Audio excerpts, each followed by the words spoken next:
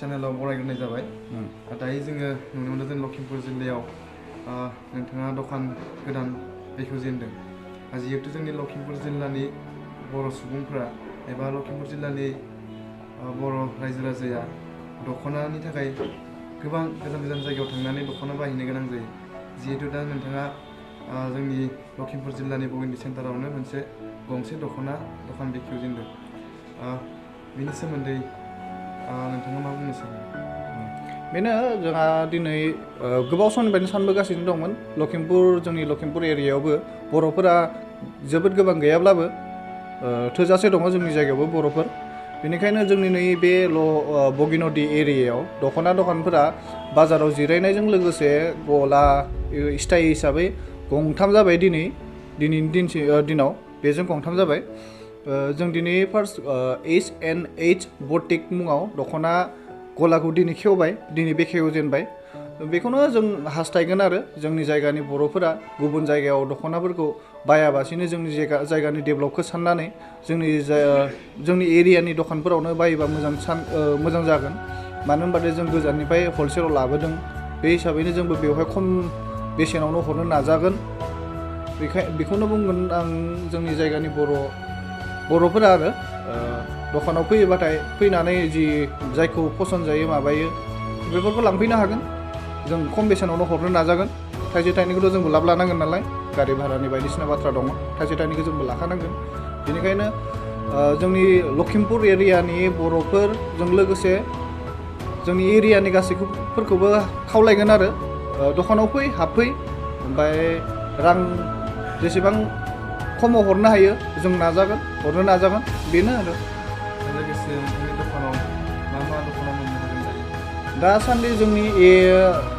जोंनि बर'फोरनि मार्केटाव जिथु दख'ना बायदिसिना आर'नाइ जि बुस्थुखौनो मोनाथों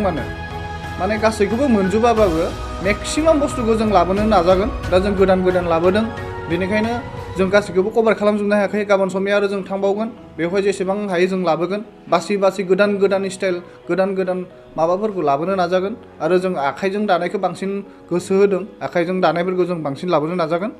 बेफोरखौ मोनगोन आरो बेनो ओरैनो गांसे दख'नायाव बेसेसो बेसेन गोनां जागोन जोंनाव दासान्दि गांसे दख'नायाव 200 रांनिफ्राय हमनानै नोङो गासै 20 रोजालागै दख'ना मोनगोन आरो दाबो दङ जोंनाव स्टकआ जों लाबोदों 200 रांनिफ्राय हमनानै 20 रोजा राङालागै मोनगोन आरो बेफोरबायदि इन्दिनि मोनगोन पाटनि मोनगोन बायदिसिना गोबां रोखोमनि मोनगोन दा जों लाबोबावगोन जोंनाव जेसेबां दायो एसेबां गैजोबा आरो लोगोसे नोंथाङा जोंनि लखिमपुर जिल्लानि दुलाराय बर' फरायसा आफादनि गाहाय नेहाथारि होनना खोनानो मोनदों जोङो गाहाय नेहाथारि नङा माबामोन सेक्रेटारि नेहाथारियानो लोगोसे नोंथाङा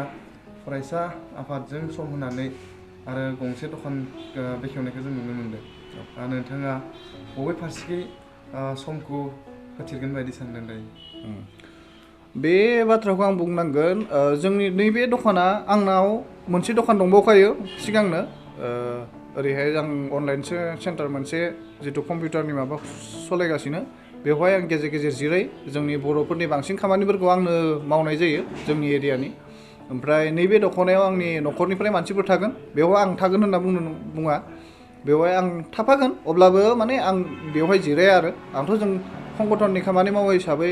आफादनि खामानि मावो हिसाबै जों आफादजों लोब्बा लाखिनानै खामानि मावबाय थाखायो बेफोरबायदिनो बेवहाय न'खरनि मानसिफोरा थागोन आरो दा आरो मोनसे बाथ्रा बेखौनो आं नोंथांमोननि गेजेराव फोरमायगोन दा साननैसो उनाव जोङो बे दखाननि मुङाव जों H&H बुटिक मुङाव अनलाइन सार्भिसबो होनाय जागोन बेखौ एमाजन फ्लिपकार्ट मिशो बायदि एप्सआवबो मोननो हागोन ओमफ्राय लोगोसे जों निजेनि वेबसाइट बानायगोन आरो एप्सबो डेभेलप खालामगासिनो दं ओंखारथ'वाखै साननैसो उनाव जों बेखौ लन्च खालामगोन आरो अब्ला नोंथांमोना मिथिगोन अब्लाना नोंथांमोना अनलाइननि थ्रुयैबो बुकिं खालामनो हागोन अर्डार खालामनो हागोन आरो नोंथांमोना माबायावनो मोनसिगोन दा जोंनि बर' माहारिफोरा बर'फोरा दङ बेफोरबायदि अनलाइननि माबा खालामनाय अनलाइनाव दख'ना ओरै फाननो हानाय अब्लाबो जोंबो बेखौ हास्थायदों बेलेग मोनसे वेआव लांनो हाबावो नामा जों इन्टारनेसनेल माबायाव नेसनेलि फाननो हागोन नामा बेखौ जों नाजागोन लासै लासैनो बेनो लोगोसे जोंनि लखिमपुराव जोंनि बर' सुबुंखौ गोबाङैनो खम होनाय नुनो मोनो जों गलाफोरखौ बेनि जाहोना मानि थाखाय जोंनि बर' सुबुङा लखिमपुराव एसेबां खम जानो हमलांदों बेखौ बुंनो थाङोबाथाय जोंनि बर'फोरा जोंनि जायगानि बर'फोरा बांसिनानो बिजनेसनि खेथ्रआव दखान होनानै जानो हानाय केपासिटि गैया माने धैर्य गैया होननानै बहुतानो बुङो दा बोरै बुंनो बहुतानो जोंनि बगिनादियाव बहुत गोबां दखान गैयाब्लाबो सासे सानै ओंखारबोबाय दायो सिगांथ' गोबां गैयानोमोन होनबाबो जायो दा सासे सानै ओंखारबोबाय जायबायदि ओंखारदों मोजाङैनो मावबोगासिनो दं गासैबो ओंखारबोनांगौ हाजिरा बायदिसिना मावाबासिनो बिजनेस मोनसे होयोबाथाय निजिनि इनकामखौ निजिनो मोजाङै खामायना लानो हायो बेखौ आं नोजोर होयो आरो दा जोंनि गोबां मानसिफ्रानो बिए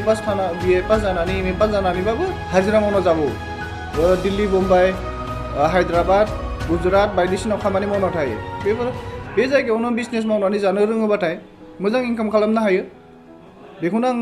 हांख्रायगोन जे बयबो बेफोरबायदि गोजान जायगायाव थाङाबासिनो जोंनि जायगायावनो फिसा बिला बिजनेस मावै मावै लासैनो फिसानिफ्रायसो गेदेर जायो नालाय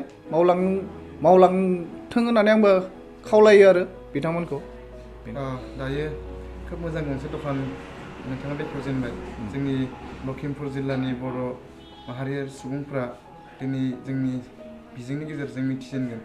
जोंनि लखिमपुर हालामनि रायजो राजाखौ नोंथाङा माबायदि हांख्रायगोन आं बेखौनो खावलायगोन आरो जोंनि जायगायाव दा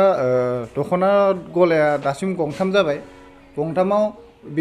बिथांमोना जिथु बायदि दामाव फानगासिनो दं जिथु बायदि बिजनेस खालामो मोजाङैनो खालामगासिनो दं अब्लाबो आं मोनसे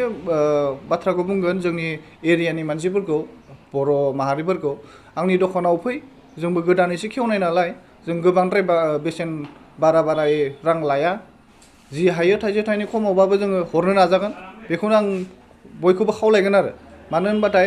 जि थाइसे थाइनैयाव जों हरगोन मानसिफोरा फैबानो जों बुजिगोन जे बेवहाय बेसेबां दामाव मोनगोन बेलेगाव हाबनानै बेयाव हाबनानै बुजिगोन आरो